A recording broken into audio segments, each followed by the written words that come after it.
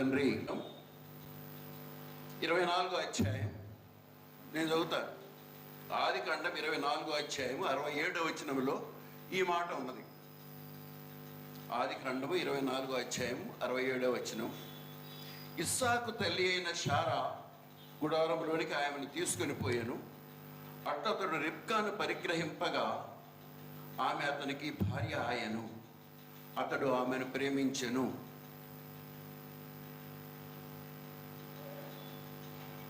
రిబ్కాను పరిగ్రహింపగా ఆమె అతనికి భార్య ఆయను. అతడు ఆమెను ప్రేమించెను. Praise the lord. హల్లెలూయా. నాకు చాలా సంతోషం. ఈ ఉదయకాలన విద్యాధరపురం సిఎస్ఐ సంఘంలో నాకు ఇచ్చినటువంటి ఈ అమూల్యమైన అవకాశం కోసం దేవదేవుని స్తోత్రం చెల్లిస్తున్నాను. The Gideons international in India సంస్థ తరపున ప్రత్యేకంగా నాకు ఈ అవకాశం ఇవ్వబడింది. ఈ దినం మీతో వాక్యం సందేశం పంచుకోవడానికి అసలైతే ఇంకొక అమ్మగారు నిర్ణయించబడ్డారు. ఆమె ఇండిస్పోజ్డ్, కొంచెం దూరంగా ఉన్న కారణం వల్ల ఆమె రాలేకపోయారు. ఆ అవకాశాన్ని మన గురువు గారు నాకు అనుగ్రహించాడు. దేవుడిచ్చినటువంటి గొప్ప అవకాశంగా నేను భావిస్తున్నాను. హల్లెలూయా. ఈ సమయాన్ని సద్వినియోగం చేసుకుందాం. అయ్యగారు ఒత్తి చెప్పారు, ఈ అయ్యగారు సమయాన్ని పాటిస్తారనే ఉద్దేశం. రైట్. గుర్తుంచుకుంటాను. నా దగ్గరే 2 టయాలు ఉన్నాయి, 1, 2 గుర్తు చేయడానికి. ఒకవేళ నేను టైం దాటిపోతుంటే అక్కడ నా భార్య కూడా కూర్చొని ఉన్నారు, చేయెత్తుతారు అంటే ఆప్ చేయమని అర్థం. అందుకని ఈ కొంచెంసేపు కలిసి నడుద్దాం, ఈ యొక్క దైవ వాక్యంలో కలిసి నడుద్దాం. ఇప్పుడు నేను ఒక స్త్రీని గుర్తు చేశాను. ఆమె పేరు అంటే నేను మిమ్మల్ని ప్రశ్న ఆన్సర్ సెషన్ అన్నమాట. ఇది కొంచెం అది గుర్తుంచుకోండి. ఈ కాసేపు నాతో కలిసి నడవాలంటే మన ఇద్దరం కలిసి మాట్లాడుతూ ఈ ధ్యానం చేసుకుందాం. చాలామంది విద్యాధికులు ఇక్కడ ఉన్నారు. తర్వాత హైదరాబాద్ నుంచి వచ్చినటువంటి మా తోడేలుడు, మా మద్దలు గారు కూడా ఉన్నారు. వారందరినీ ఆహ్వానిస్తున్నాను ఈ యొక్క ధ్యానం కోసం. హల్లెలూయా, హల్లెలూయా. ఈ దినము వివాహము యొక్క ఘనత అనేటటువంటి అంశం. ఈ పాఠాలను బట్టి చూస్తే మనకు అర్థమవుతుంది. వివాహము యొక్క ఘనత, ఆనర్ ఆఫ్ ద మ్యారేజ్ అనేటటువంటి అంశం. ఇక్కడ పెళ్ళైన వాళ్ళంతా ఒకళ్ళ వైపు ఒకళ్ళు చూసుకోండి. అందరూ పెయిర్స్గా వచ్చారా? దేవునికి స్తోత్రం. హల్లెలూయా. ఒకవేళ వెనక కూర్చున్నా ముందు కూర్చున్నా కానీ పెళ్ళి కాని వాళ్ళు శ్రద్ధగా వినండి. Okay. I'm directly looking at my wife. వెనక కూర్చొని ఉన్నారు. ఎందుకనంటే దిస్ ఈజ్ ప్రతి వివాహ పత్రిక మీద, శుభలేఖ మీద ఉండేటటువంటిది ఏంటంటే 2 వచనాలు తప్పకుండా రాస్తారు అందరూ. వివాహం అన్నిటిలో ఘనమైనది అని రాస్తాం. అన్నిటిలో ఘనమైనది. Marriage is honourable in all. అది ఇంకొక మాట ఏమంటుందంటే ఇది యెహోవా, రైట్, ఇది యెహోవా ఏర్పాటు చేసిన దినం. ఎంత అద్భుతమైనటువంటి సందేశం ఆ మాటల్లోనే ఉంటుంది. తర్వాత 2 పేర్లు రాసిన తర్వాత క్రింద ఆ పెళ్లి జరిగించే అయ్యగారి పేరు కూడా రాస్తారు. పెళ్లి జరిగించే అయ్యగారి పేరు రాసిన తర్వాత మిమ్మల్ని అందరినీ సకుటుంబ సపరివారముగా అని చెప్పి ఆహ్వానిస్తారు. మనం అంతా వెళ్తాం, ఆ రోజు చక్కగా ఆనందిస్తాం. అటువంటి వివాహము ఇక్కడ ఒకటి జరిగింది. 24వ అధ్యాయం మీరంతా మొదటి నుంచి చూడనక్కర్లేదు, అందరికీ గుర్తున్నటువంటి సుపరిచితమైనటువంటి వృత్తాంతమే. ఇస్సాకు భార్య కొరకు అబ్రహాము యొక్క సేవకుడు సుమారు, పేరు కూడా చెప్తున్నారు, కొంతమంది సండే స్కూల్ టీచర్స్ ఉన్నట్టున్నారు, నాకు గుర్తు చేస్తున్నారు. ఎలియేజరు 2500 మైళ్ళు సుమారు వెళ్ళి ఆమెను తీసుకొని వచ్చాడు. తీసుకొని వస్తే ఆమె వెళ్తావా అని అంటే వెళ్తాను అని అన్నదంట. అంటే ఈ మనిషితో వెళ్తావా అని తండ్రి అన్న అడిగితే వెళ్తాను, వెళ్ళుదు నేను. అక్కడి నుంచి మొదలైంది the contract of the marriage, the willingness of the marriage. ఆమె వచ్చేసిన తర్వాత దూరం నుంచి చూసి అక్కడ పొలంలో కనబడుతున్నాడే ఆయన ఎవరు అని అడిగితే ఆయన చెప్తాడు, ఆయన అమ్మ నా యజమానుడు అని. అక్కడే దిగి ఆమె ముసుగు వేసుకున్నట్లు చూస్తాం. దగ్గరకు వచ్చేసిన తర్వాత అతడు ఆమెను తన తల్లి గుడారంలోనికి తీసుకుని వెళ్ళాను. ఎంత అద్భుతమైన మాట అంటే, తల్లి స్థానం ఆమెకి ఇచ్చాడు. తల్లి గుడారంలోనికి ఆమెను తీసుకొని పోయిన తర్వాత ఆమె అతనికి భార్య ఆయను. అప్పుడు ఆమెను, అది that I wanted to stress, పెళ్ళి అయిన తర్వాత ఆమెను ప్రేమించను. పెళ్ళి అయిన తర్వాత ఆమెను ప్రేమించను. ప్రేమ అనేటటువంటిది ఈ వివాహ ఘనతలో అండర్లైన్ చేసుకోవాల్సినటువంటి ముఖ్యమైనటువంటి సబ్జెక్ట్. పెళ్ళి అయిన తర్వాత, పెళ్ళికి ముందు ప్రేమిస్తారు చాలామంది, పెళ్ళికి ముందు ప్రేమిస్తారు, తర్వాత పెళ్లి చేసుకుంటారు, వేరే సంగతి. పెళ్లి చేసుకోక ముందు ప్రేమించకూడదనే ఆజ్ఞ లేదు. అంతేకాకుండా దాన్ని ఇంకొక మాటలో చెప్తున్నాను, పెళ్లి చేసుకున్న వ్యక్తినే, ప్రేమించిన వ్యక్తినే పెళ్లి చేసుకోవాలనే ఆజ్ఞ లేదు. కానీ ఈ ఆజ్ఞ ఉన్నది, పెళ్లి చేసుకున్న వ్యక్తిని తప్పకుండా ప్రేమించాలి. You have to honour, you have to love your wife. That is the commandment given by God. ఆదామును దావీదు యేసు ప్రభువు యెహోవా దేవుడు చేసినప్పుడు ఆయన ఇన్కంప్లీట్ మ్యాన్. ఎప్పుడైతే తనకు సాటి అయిన సహాయం దొరికిన తర్వాత he has become a complete man. దానికి ఇంకొకడు ఎవరో ఒక అర్థం చెప్పారు, ఫినిష్డ్ మ్యాన్ అంట. మ్యారేజ్ అయిపోతే ఫినిష్డ్ అనే అర్థం మీరు చేసుకోండి. బట్ ఆ అర్థం కాదు ఇక్కడ. హీఈస్ ఎ కంప్లీట్ మ్యాన్, సంపూర్ణ పురుషుడు మ్యారేజ్ అయిన తర్వాత. అది ఆనర్, ఆయనకి యెహోవా దేవుడు ఇచ్చినటువంటి ఆనర్. దేవుడు జతపరిచిన వారిని అనే మాట అక్కడ ఉంది. దేవుడు ఆ రోజు మొదటి వివాహము ఏదైనా వనంలో అయిన రోజు ఆయన పాట పాడాడు. అద్భుతమైనటువంటి సంగీతం ఆయనలో ఉద్భవించింది. ఆహా, నా ఎముకల్లో ఒక ఎముక, నా మాంసములో ఒక మాంసము, ఇది నరునిలో నుండి తీయబడిన గనుక నారి అనబడును అనే సంగీతం పాడాడు. దానికి నేను పదాలు కొంచెం మార్చి చెప్తున్నాను. ఇది నాలో నుంచి తీయబడిన గనుక నాది అనబడును అని అన్నాను నా భార్యను చూసి. ఇది నాలో నుంచి తీయబడును. That is what Adam exactly said. Adam గారు చెప్పిన మాట అది. నరులలో నుంచి తీయబడి, నాలో నుంచి తీయబడ్డది. అద్భుతం నా కళ్ళ ముందు కనపడుతుంది. అతి సుందరమైనటువంటి స్వరూపం. దేవుడు మానవుడు చేసినప్పుడు చాలా మంచిగా ఉండెను అనే మాట ఉంటుంది. హీఈస్ వెరీ గుడ్, అంతే, నో కాంప్రమైజ్. అప్పుడు దేవుడు వారిని ఆశీర్వదించి, తర్వాత 6 దీవెనలు ఉన్నాయి కదా, మీరు ఫలించి అక్కడి నుంచి 6 అభివృద్ధి పొంది విస్తరించి నిండించి లోపరుచుకొని, ఇంకోటి చెప్పట్లే, దాని ఏలుడి, యువర్ రూల్ ఓవర్ దెమ్ అని చెప్పాడు. నేను అది చెప్పట్లేదు, ఇప్పుడు మ్యారేజ్ అండ్ లవ్ గురించి చెప్తున్నాను. God has blessed that marriage, blessed that marriage, honoured that marriage. దేవుడు వివాహాన్ని ఘనపరిచిన ఉద్దేశం మనం అందరం మరొకసారి జ్ఞాపకం చేసుకోవాలి. అన్నిటిలో ఘనమైనది పౌలు గారు అంటాడు, this is honourable in all. ఎన్నిటిలో నువ్వు అనుకున్న దాన్ని ఏది అనుకున్నా కానీ దానికంటే ఘనమైనది. ఫ్రెండ్ కంటే ఘనమైనది. అయ్యగారి కంటే ఘనమైనది. ఆలయం కంటే ఘనమైనది. ఏంటది? వివాహము, మ్యాట్రిమోనీ, హోలీ మ్యాట్రిమోనీ, పరిశుద్ధ వివాహం. ఆ పరిశుద్ధ వివాహాన్ని గురించినటువంటి మాటలు ఎన్నో ఈరోజు చదివినటువంటి భాగంలో చదువుతున్నాం.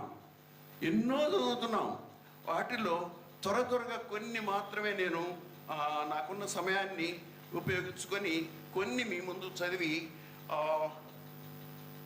నాకు సందేశం ఇవ్వడానికి ప్రయత్నం చేస్తాను. ఇస్సాకు, సరే, ఆయన్ని గుర్తు చేసుకున్నాం మనం.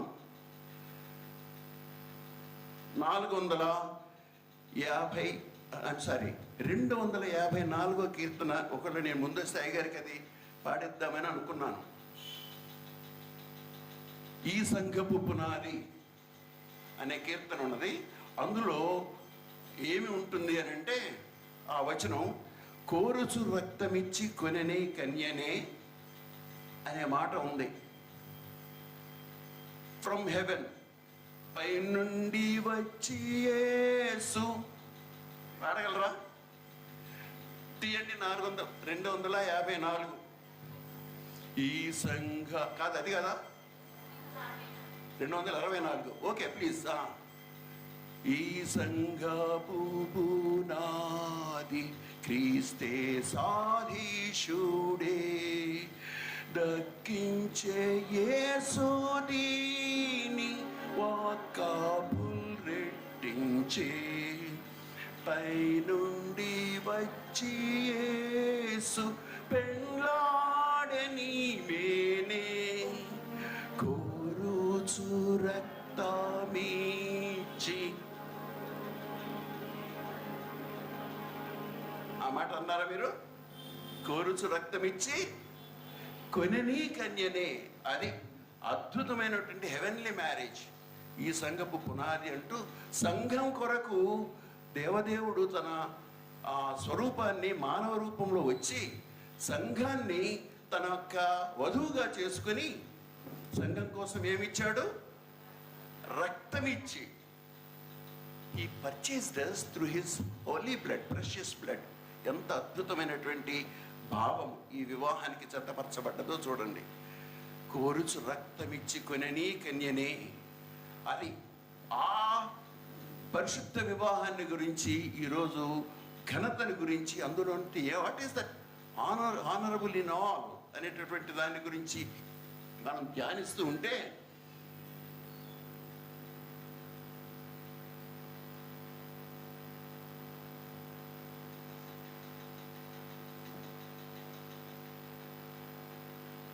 మలాకి గ్రంథంలో ఈరోజు చదవబడ్డ పాఠమే.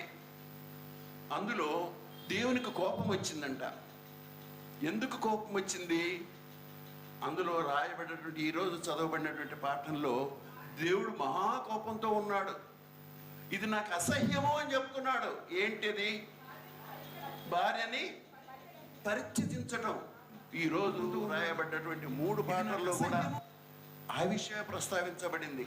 భార్యని హోలీ మ్యాట్రిమనీ అండ్ డైవోర్స్. అది మనం గుర్తు చేసుకుంటూ దానికి దూరంగా ఉండాలని బహుశా సంఘ పెద్దల ఉద్దేశమై ఉండొచ్చు. వండర్ఫుల్ టాపిక్ ఈరోజు మనకి. ఆయన ఏం చెప్తున్నాడు అని అంటే, ఇదిగో మీరు నా ఎడల తప్పిదం చేస్తున్నారు. ఏం చేస్తున్నారు అని అంటే, మీరు పెళ్లి చేసుకున్న నీ భార్యని విడాకులిస్తున్నారు అని అంటూ, దానికి ఎవరు సాక్ష్యమో తెలుసా? సంఘ పెద్దలు కాదు. మలాకి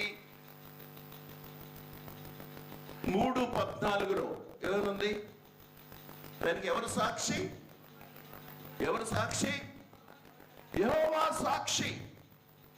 ఎంత అద్భుతమైనటువంటి మాట అండి. ఇక్కడ వధూవరులు ఇక్కడ నిలవబడి పెళ్లి చేసుకునేటప్పుడు దానికి సాక్ష్యంగా ఉన్నది ఎవరంట? యెహోవా దేవదేవుడు, నిన్ను సృష్టించిన వాడు నీకు భర్త అయి ఉన్నాడు.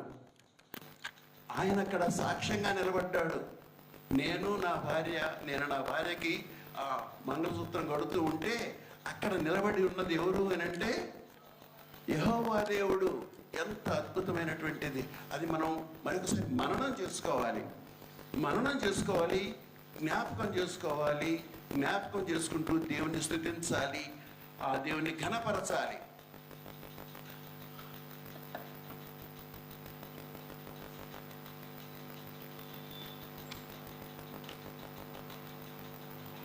ప్రిన్స్ చార్లెస్ ఎంతమందికి గుర్తున్నాడు? ఎవరైనా? ఇప్పుడు ఆయన కింగ్ చార్లెస్, రైట్? డయానా భర్త, అది కూడా చక్కగా చెప్పారు. డయానా భర్త. ఇప్పుడు he is king, but his wife is not Diana. ఇంకొక ఆమె డయానా అనేటి ఆమెని ఆయన పెళ్లి చేసుకునేటప్పుడు, డయానాని పెళ్లి చేసుకునేటప్పుడు నాకు బాగా గుర్తు. ఆ సంవత్సరమే మా పెళ్లి కూడా అయింది. 1 నెల ముందు మా పెళ్ళి అయింది. జూన్లో ఆయన పెళ్ళి అయింది. అందుకని నాకు బాగా గుర్తు అనమాట. ఆ ఆ పెళ్లిని చాలా శ్రద్ధగా టీవీలో పరికించాను. వాట్ హ్యాపెండ్, ఆ పెళ్లికి ముందే వాళ్ళిద్దరికి పెళ్లి నాటి ప్రమాణాలు ప్రింట్ చేసి ఇచ్చారంట. పెళ్లి నాటి ప్రమాణాలు టైగర్ చదివిస్తారు, గుర్తుంది కదా, అందరం మనం చదివాం వాటిని. ఆ ప్రమాణాలు ప్రింట్ చేసి ఇచ్చారు. ఆ ప్రమాణాలు ఏంటి అని అంటే, అయ్యగారు అడుగుతాడు, అను నీవు, నేను నా పేరు చెప్పుకుంటున్నాను, ఆయన నన్ను అడుగుతాడు, పంచకృప అను నీవు, ఓకే, మ్యార్లిన్ అని ఈ స్త్రీని నీ భార్యనుగా చేసుకొని ఈమెకు మాత్రమే హత్తుకొని ఉందువా అంటే, ఐ విల్, ఉందును. అప్పుడు ఆమెను అడుగుతాడు, మ్యార్లిన్ నీవు పంచకృప ఈ పురుషుని వివాహం చేసుకుని ఈయనను మాత్రమే హత్తుకొని ఉందువా, ఉందును. ఇంకొక ప్రమాణం ఏముంది అని అంటే, మ్యార్లిన్ నేను పంచకృపను నిన్ను ప్రమాణం చేసేటప్పుడు ఇది మొదలుకొని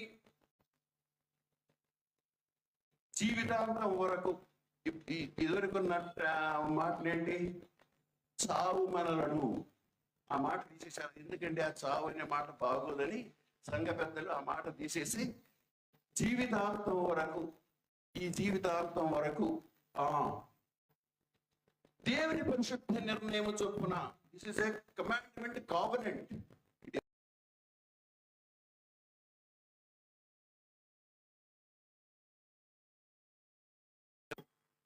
కలిమి యందును లేమి యందును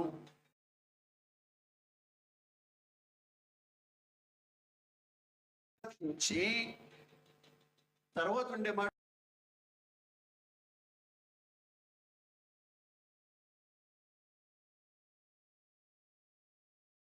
లోబడి ఉందునని అది చెప్పట్లేదు.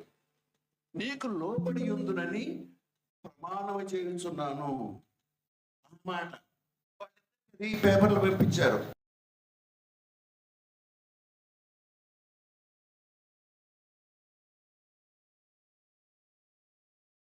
ఏంటన్నదంట, ఏ మాట, లోబడి ఉండుట అనే మాట కొట్టేయండి, అది బాగలేదు అంటే ఆయన కూడా అంతే అనుకున్నాడంట.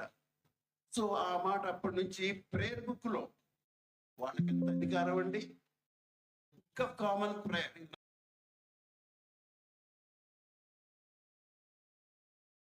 ప్రార్థనలన్నీ, ఆరాధన సర్వీసులన్నీ ప్రింట్ అయ్యి 1611 సంవత్సరం నుంచి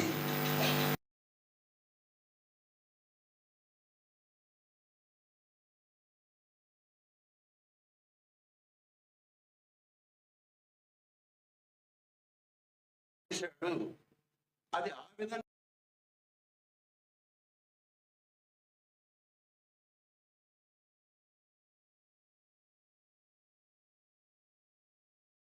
పుస్తకం ఒకటి రూపొందించి చర్చిని, ఆరాధనని క్రమపరిచారు. అందులో ఉన్న మాటలు అవి. ఆ మాటలు ఇన్ని సంవత్సరాల తర్వాత ఈ అమ్మగారు వద్దు అన్నాడు. సర్లే అని అన్నారు వీళ్ళు కూడా.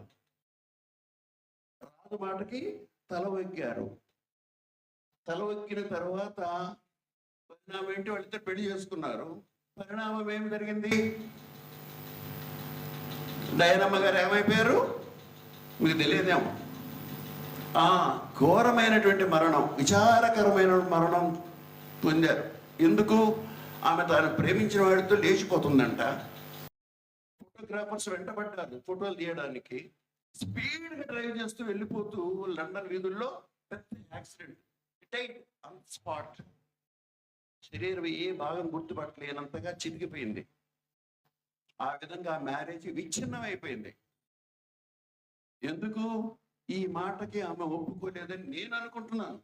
దానికి పరిణామం అనేది నేను రిజల్ట్స్ అని చెప్పట్లేదు, కానీ ఎప్పుడైనా కానీ దేవుని ఆజ్ఞను తిరస్కరిస్తే, యెహోవా సాక్షిగా ఉన్నటువంటి ఆ యొక్క వివాహ బంధాన్ని విసర్జించినట్లు చేస్తే, అదే విధంగా జీవితాలు కూడా విచ్ఛిన్నమైపోతాయి. నౌ కమ్ బ్యాక్ టు ఇస్సాకు. ఇస్సాకు గారు తన జీవితాంతము ఆ భార్యతోటి కాపురం ఉన్నాడు. ఆమె పేరు రెబెకా. జీవితాంతం వాళ్ళ తండ్రి తర్వాత తన కుమారులు 2-3 భార్యలను చేసుకున్నారు, కానీ ఈయనకు మాత్రం నో సెకండ్ వైఫ్. అందుకని ఇస్సాకుని యేసు ప్రభువుకి ముంగుర్తుగా చెప్తారు. హల్లెలూయా. ఇస్సాకును ఎవరికి ముంగుర్తుగా చెప్తారు? యేసు ప్రభువుకి. అబ్రహాముని తండ్రి అయిన దేవునికి ముంగుర్తు, ఇస్సాకుని కుమారుడైన దేవునికి ముంగుర్తు, యాకోబుని మానవుడికి ముంగుర్తు. ఎందుకంటే పడిపోతుంటాడు, పాపం చేస్తుంటాడు, అబద్ధం ఆడుతుంటాడు. యాకోబు అంటేనే మోసగాడు. ఇస్సాకు అంత పవిత్రుడు అని చెప్పడానికి అది చెప్తున్నాను. ఇంకా చెప్పాలంటే ఆయన్ని ఆ బలిపీఠం దగ్గర తీసుకుపోతుంటే ఏమాత్రం పెనుగలాడలేదు. కాళ్ళు కట్టేసేటప్పుడు ఈ ఒబేడ్, సంతోషంతో ఒప్పుకున్నాడని అక్కడ లేదులే కానీ, but he did not refuse. బలిపీఠం మీద పడుకున్నాడు. గుర్తున్నాడా? బలిపీఠం మీద పడుకున్నాడు. కట్టేసేశారు. తండ్రి ఏమాత్రం రిజెక్ట్ చేసినట్టుగా లేదు. అక్కడ జరిగింది, ఆ తండ్రిని దేవుడు అబ్రహాముకి మళ్ళీ తన కుమారుని తనకు అప్పచెప్పేశాడు. తన యొక్క ఆ నిజాయితీని చూసి అదే సింబాలిక్ గా, అలంకారప్రాయంగా, రూపకంగా మనం చూస్తే యేసు ప్రభు వారు కూడా కట్టివేయబడ్డాడు. సిలువకి కట్టివేయబడ్డాడు. ఏమి అతన్ని కట్టేసింది అని అంటే, రాళ్ళు కాదు, తాళ్ళు కావు, ప్రేమ. హల్లెలూయా. అతన్ని సిలువకి మేకులు కావు, ప్రేమ కట్టిపడేసింది. ఆ ప్రేమ ఎవరి కోసము? కోరుచు రక్తామీచి కోనేని కన్యాని, నన్ను కొనడానికి ఆయన సిలువలో బలి అయిపోయాడు. తండ్రి అయిన దేవుడు ఆయన తిరిగి లేపాడు. హల్లెలూయా. అది ఇస్సాకు యేసు ప్రభుకు ముంగుర్తు అని చెప్పడానికి చెప్పాను అంతే. But come back to marriage and it's vows. వివాహ ప్రమాణాలు ఫెయిల్ అయిపోయింది అక్కడ, మనం చూసేసాము. ఇక రాను చూస్తూ ఉంటే ప్రపంచం అంతా విపరీత పోకడలు, వింత పోకడల్లో మారిపోతూ ఉన్నాం. మనం ప్రమాణం చేసేటప్పుడు చెప్తాం కదా, కలిమి యందును లేమి యందును, మేలుకైనను కీడికైనను, వ్యాధి యందును ఆరోగ్యమందును, ఇవన్నీ చెప్పేటప్పుడు నిన్ను ప్రేమించి నీకు లోబడి ఉండుటకై హిందూ మ్యారేజ్ ప్రమాణాలు మీకు ఏమైనా గుర్తున్నాయా? ఏమంటారు? అర్థేచ కర్మేచ మోక్షేచ నాతి చదామి. నేను నిన్నే అంటుకొని ఉంటాను. మాంగళ్యం తంతునానేనా మమ జీవన సేతునాం కంటే పద్నామి శుభగే త్వం సతజీవన హేతునాం. మీ అందరికీ శ్లోకాలు కూడా వచ్చండి, చాలా సంతోషం. ఈ మాంగళ్యం అనే తంతు నా జీవితాంతం నీతో ఉండడానికి నేను ఏర్పరచుకున్నటువంటి బంధం అనిపిస్తాడు పురోహితుడు. ఆ తంతు మాంగళ్యం తంతునా నేనా, ఆ మాంగళ్యం అనే తంతు ఏంటంటే, నేను నిన్ను ఈ మంగళసూత్రంతో బంధిస్తున్నాను, నా శరీరంతో నిన్ను ఆహ్వానిస్తున్నాను, ఆవహిస్తున్నాను. ఎంత అద్భుతమైనటువంటి ఆ కాన్సెప్ట్ చూడండి, భావం. అటువంటి అద్భుతమైనటువంటి ఆ వివాహ వ్యవస్థ ఇవాళ రేపు ఏమైపోతుంది అని అంటే, ప్రేమ లేనందువల్ల, కేవలము లోబడి ఉండటం అనేటటువంటి వినయము లేనందువల్ల విచ్ఛిన్నమైపోతుంది అనేది మనం గుర్తుంచుకోవాలి. ఎందుకు అని అంటే, పేతురు గారు చెప్తాడు, పౌలు గారు చెప్తాడు, ఒక మ్యారేజ్లో ఇద్దరిని ప్రసంగం చేసేటప్పుడు వారికి ప్రమాణాలు చెప్పించేటప్పుడు ఒక అయ్యగారు అన్నాడంట, వీరిద్దరితో నేను ప్రమాణాలు చేయించేటప్పుడు పెళ్ళైన వాళ్ళంతా ఆ ప్రమాణాలు చెప్పండి. రెండోసారి చెప్పుకున్నాం, పునః ఆలోచించుకుంటాం. ఆ భావాన్ని మర్చిపోతారు కదా అదే రోజు. అదే రోజు మర్చిపోతాం మనం. అను నేను, అను నిన్ను, ఇది మొదలుకొని మేలుకైనను కీడుకైనను కలిమికైనను లేమికైనను వ్యాధి ఎందును ఆరోగ్యమందును, అబ్బా, వ్యాధి ఎందును ఆరోగ్యమందును నిన్ను ప్రేమించి నిన్ను సంరక్షించి నీకు లోబడి ఉందునని ప్రమాణం చేయుచున్నాను. అది అద్భుతమైనటువంటి ఆ ప్రమాణాన్ని మర్చిపోయి ఇవాళ రేపు ఏమైపోతున్నాయి మ్యారేజెస్ అని అంటే వ్యర్థం అయిపోతున్నాయి. 2016 సంవత్సరంలో నేను మా అమ్మాయి అమెరికాలో ఉన్నప్పుడు అక్కడికి వెళ్ళాను. అక్కడ న్యూయార్క్ పట్టణంలో ఉన్నాం. న్యూయార్క్ పట్టణం నుంచి ఒక పట్టణానికి చూడడానికి వెళ్ళాం. ఆ పట్టణం పేరు లాస్ వేగాస్. ఎంతమంది విన్నారా ఆ పేరు? Las Vegas. దానికి ఇంకో పేరేంటో తెలుసా? Sin city. ఏం పేరు దాని పేరు? పాపం జరుగుతుంటుంది అంతే. రోజంతా జూదం, ఆటలు, పేకాటలు, జూదాలు, ఒకళ్ళొకళ్ళు మోసపుచ్చుకోవటం, కొట్లాటలు, ప్రేమికుల జంటలు, విశృంఖలత్వం. పుట్టిగా ఆ సిటీ చాలా పెద్ద సిటీ. మన ట్రంప్ గారు ఉన్నారే, ఎవరు ఇంతకుముందు ప్రెసిడెంట్, ఇప్పుడు కాబోయే ప్రెసిడెంట్ అనుకుంటున్నారు, డొనాల్డ్ ట్రంప్. ఆయనకి పెద్ద ఒక మేడ ఉంది. ఆయనకు కూడా ఒక క్యాసినో నడుపుతాడు. అటువంటి పెద్ద ట్రంప్ ప్యాలెస్ కూడా చూశాను నేను. అక్కడ ఏం జరుగుతుంది అని అంటే రోజంతా ఈ కార్యక్రమాలే జరుగుతుంటాయి. ఎక్కడెక్కడ నుంచో ప్రపంచ నలుమూలల నుంచి వస్తుంటారు అక్కడ చూడడానికి వచ్చి వెళ్తూ ఉంటారు. మేము ఆ రోజు వెళ్ళాము. ఆ రాత్రి అంతా చూసిన తర్వాత నెక్స్ట్ డే నా బర్త్డే. గుర్తుంచుకోండి, నెక్స్ట్ మంత్ వస్తుంది. మీరు గ్రీటింగ్ పంపవచ్చు. సెప్టెంబర్ 13వ తారీఖు. సెప్టెంబర్ 13వ తారీఖు ఉదయం, అది సండే వచ్చింది. మా అబ్బాయితో చెప్పాను, నాయన చర్చికి వెళ్ళాలిరా మనం. ఎక్కడ ఉన్నదో చర్చి కొంచెం గూగుల్లో సెర్చ్ చేసి నన్ను తీసుకెళ్ళు అంటే, బాబాయ్ దగ్గరలో ఉన్నది ఒక చర్చి అని నన్ను తీసుకెళ్ళాడు. Google church. నాకు సమయం గుర్తొస్తుంది, ఇంకా 5 నిమిషాలే ఉంది నాకు. చర్చికి తీసుకెళ్తున్నాడు. తీసుకువెళ్ళేటప్పుడు దారిలో చాలా చర్చిలు ఉన్నాయి. తీసుకెళ్లాల్సిన చర్చి వేరు, దారిలో చాలా చర్చిలు ఉన్నాయి. ఆ చర్చిలు చూస్తూ వెళ్తూ ఉంటే సెయింట్ జాన్స్ అని ఉంది. మనం ఏమంటాం? సిఎస్ఐ చర్చో, సెయింట్ జాన్స్ బ్యాప్టిస్ట్ చర్చో ఏదో ఉంటుంది. అక్కడ Saint John's marriage centre, Saint Patrick's marriage centre, Saint Mark's marriage centre, Saint Paul's. చెప్పండి ఏముంది? దేని పేరు అది? చర్చ్ పేరు. విచిత్రం అనిపించింది, హాస్యాస్పదం అనిపించింది.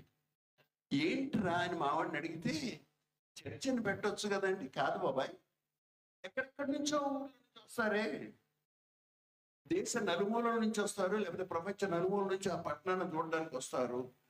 చూడడానికి రాదు, ఎందుకు వస్తారు? పాపానికి ఆకర్షితులైపోతారు. ఆ రాత్రి కలుస్తారు. కలిసిన తర్వాత they decide to get married. మనం పెళ్లి చేసుకుందాం అనుకుంటారంట. పెళ్లి చేసుకుందాం అనుకుని మనం వెళ్దాం. క్రైస్తవులు అయితే రెడీగా ఉంటాడు అక్కడ అయ్యగారు. ఏం చేయడానికి? పెళ్లి చేయడానికి. ఇక్కడ 2వ రోజు మ్యారేజ్ జరగదు. ఒక నెల రోజులు టైం ఇవ్వాలి కదా. 3 ప్రకటనలు మనం చదవాలి. అన్నీ ఉంటాయి. అక్కడ ఏం లేదు, పెళ్లి చేసి పంపిస్తాడు ఆయన. అటువంటిది. అందుకని వాటి పేరేంటి? Marriage centre. ఎంత హాస్యాస్పదం! దేవుని పరిశుద్ధ వివాహాన్ని వాళ్ళు ఏం చేస్తున్నారు? చేస్తున్నారు. ఇంకంతే కాదు, ఇంకా చెప్పాలి నేను. అయిపోయింది. చర్చికి వెళ్ళాము. నేను వెళ్ళిన చర్చిలో అద్భుతమైనటువంటి ఎపిస్కోపల్ చర్చ్ అది. అది మంచి సర్వీస్ జరుగుతుంది. 7 బిషప్లు ఆ రోజు అక్కడ ఉన్నారు. ఎందుకున్నారో కానీ 7 బిషప్లు ఉన్నారు.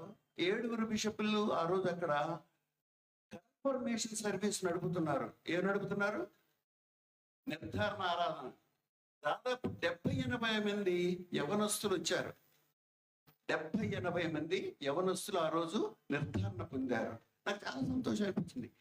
సిన్ సిటీలో కూడా ఇంత పవిత్రమైనటువంటి కార్యం జరుగుతుంది అని అనిపించింది. సంతోషం.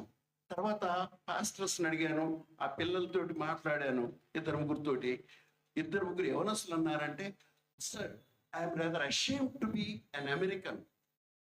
నేను అమెరికాని వాడిని చెప్పుకోవడానికి అసహ్యపడుతున్నాను. ఎందుకు? సిన్ సిటీ అంటారు నన్ను. You are from sin city, your country is sinful. కాదు, అమెరికా అంతంతే విశృంఖలత్వం. ఈవేళ రేపు ఒక భార్య ఒక భర్త కాన్సెప్ట్ లేదు అని వాళ్ళు తమ యొక్క ఆవేదనను వెలిబుచ్చారు. ఓకే, అయిన తర్వాత మళ్ళీ వెనక్కి వచ్చేటప్పుడు లాయర్ ఆఫీసులు కనపడ్డాయి. లాయర్స్ ఇక్కడ ఏమని ఉంటుంది, మిస్టర్ ఎవరో పేరు సంపూర్ణరావు అడ్వకేట్ అని ఉంటుంది. అక్కడ ఏముందో తెలుసా? సంపూర్ణరావు అటార్నీ, క్రింద డైవోర్స్ ఇస్ అరేంజ్ చేయడానికి ఆయన ఉన్నాడంట. Spouse signature not necessary. ఏంటట? నీ భాగస్వామి సంతకం అక్కర్లేదు, విడాకులు కావాలంటే రెడీ. ఎంత హాస్యాస్పదం అయిపోయింది. మన దగ్గర అంత అంత ఫ్రీగా లేదు. భారతదేశంలో విడాకులు కావాలంటే కనీసం 6 సంవత్సరాలు విడిగా ఉన్నట్టు వాడికి కనపడాలి. అంత ఈజీగా ఇవ్వరు. అంటే ట్రై చేయబాకండి. రూల్స్ చెప్తున్నాను అంతే. అక్కడ ఇమీడియట్ సంతకం చేస్తే సరిపోతుంది. రూల్స్ వాళ్ళకి ఇష్టం ఇచ్చినట్టు మార్చుకున్నారు. How pathetic! ఎటువంటి ప్రపంచంలో మనం ఉన్నాం, ఎటువంటి ప్రపంచంలో మనం జీవిస్తున్నాం. దాని నేపథ్యంలో 5:21 ఎఫెసీయులకు రాసిన పత్రిక పౌలు గారు ఏమంటున్నాడంటే, వాటన్నిటిని ఎదిరించడానికి మీరు ఏం చేయాలంటే, ప్రియులారా క్రీస్తునందలి భయముతో ఒకడినొకడు లోబడి ఉండుడి. చాలా that is the key of all submissions. నీవు నీ భార్యకు లోబడి ఉంటే, నీవు నీ భర్తకు లోబడి ఉంటే ఇవి జరగవు. ఇవి మ్యారేజ్ సెంటర్ అక్కర్లేదు, నీకు డైవోర్స్ సెంటర్ అక్కర్లేదు. హోలీ మ్యాట్రిమోనీ, ఇది యెహోవా ఏర్పాటు చేసిన దినము అనేటటువంటి మాటలు మాట్లాడుతూ ఏం చేస్తున్నారు అని అంటే, దాని ముసుగులో విడాకులు పొందుతున్నారు. యేసుప్రభు ఏం చెప్పాడు? 2-3 వెళ్ళారు ఆయన దగ్గరికి. చేసుకోవచ్చా సార్ అని. ఈరోజు మార్కు రాసిన సువార్తలో అదే ఉంది కదా. యేసుప్రభుని అడగడానికి వెళ్ళారు, ఆయన యొక్క ఒపీనియన్ తీసుకోవడానికి వెళ్ళారు. అవునండి, మా మోషే గారు చెప్పారు కదా విడాకులు తీసుకోండి అని అనలే. ధర్మశాస్త్రంలో రాయబడి ఉంది కదా అని అనలే. యేసుప్రభు ఏమన్నారు? మీ హృదయ కాఠిన్యాన్ని బట్టి, because you are so proud, మీరు అంత దరిద్రులుగా ఉన్నారు కాబట్టి, మీరంతా ముష్కరులుగా ఉన్నారు కాబట్టి ఆయన ఒప్పుకున్నాడు రా. అసలైతే ఏమనుందంటే, దేవుడు జతపరిచిన వారిని మనుష్యుడు వేరుపరచకూడదు. రూల్ అంతే. That is a commandment, that is a covenant. నిబంధన అనే మాట ఉంది. పెళ్లి నిబంధన. మీ చేతిలో ఉన్నది ఏంటి? చేయి మీ పైకెత్తండి. అందులో ఎన్ని నిబంధనలు ఉన్నాయమ్మా? క్రొత్త నిబంధన, అది 2 నిబంధనలు ఉన్నాయి. ఇది ఒక నిబంధన. ఏది? పాత నిబంధనలో ఇదొక నిబంధన. ఏంటది? నీ భార్యను ప్రేమించుము. అదే, అంతే. దట్ ఈస్ ఎ నిబంధన, that is a covenant, that is a sacrament also. అది ఒక పవిత్రమైనటువంటి సంస్కారం. అంతే. నీకు నాకు అధికారం లేదు. ఆ నేపథ్యంలో ఆయన ఏమంటున్నాడంటే, మీరు ఒకరినొకరు లోబడి ఉండండి, అన్ని పరిష్కారం అయిపోతాయి. అన్ని పరిష్కారం. Key of all submissions, that is the presentation. ఏంటి చెప్తారు అయ్యగారు? ఏం చెప్తాడు అని అంటే, ప్రసంగం చేసేటప్పుడు, వెళ్ళినాడు ప్రసంగం చేసేటప్పుడు, అమ్మా ఆయనకు లోబడి ఉండు, అయ్యా నువ్వు ఆమెకు లోబడి ఉండు. ఒకరికొకరు.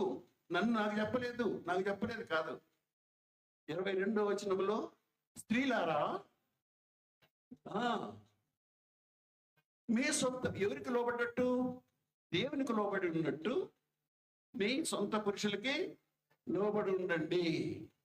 అంతే, సమస్య లేదు. No option. మన ఇష్టాలు కాదు, లోబడి ఉండండి. That is all.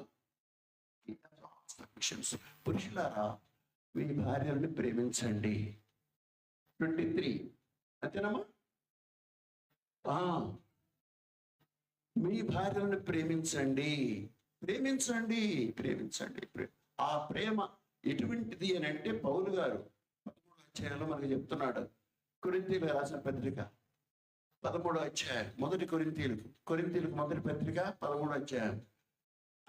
వాడనైతే నేను వ్యర్థుడను, మనుషుల భాషలతోనూ దేవదూతల భాషలతోనూ నేను మాట్లాడినను, అది లేని వాడనైతే నేను వ్యర్థుడను.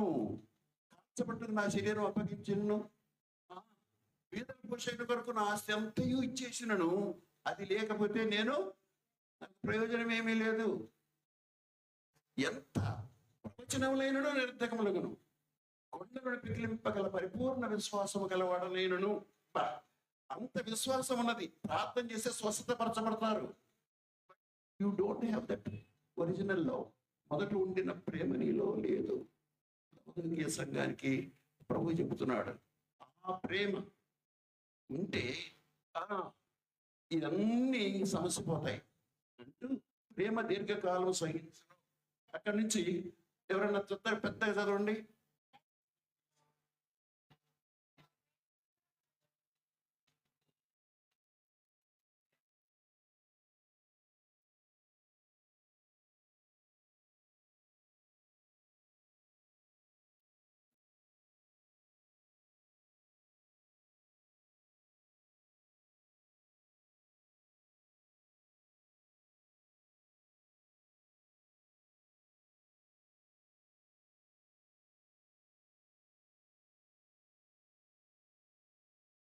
చాలమ్మా, దట్ ఇస్ రైట్. ఎవరు లెక్క పెట్టారా ఎన్ని గుణాలు ఉన్నాయో? సండే స్కూల్ టీచర్స్ ఎన్ని?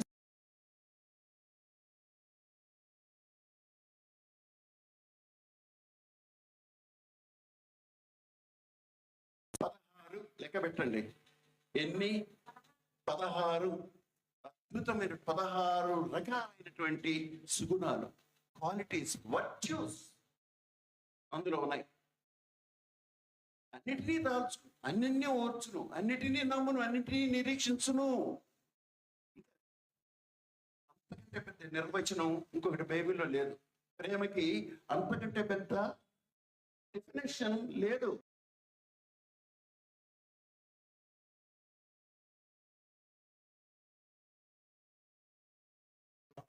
మనం జీవిస్తే మన యొక్క జీవితంలో ఉన్నటువంటి సకల విధములైనటువంటి, not only the relationship between husband and wife, but between both the friends, ఇద్దరు సహచరుల మధ్య కూడా ఇవన్నీ సమసిపోతాయి.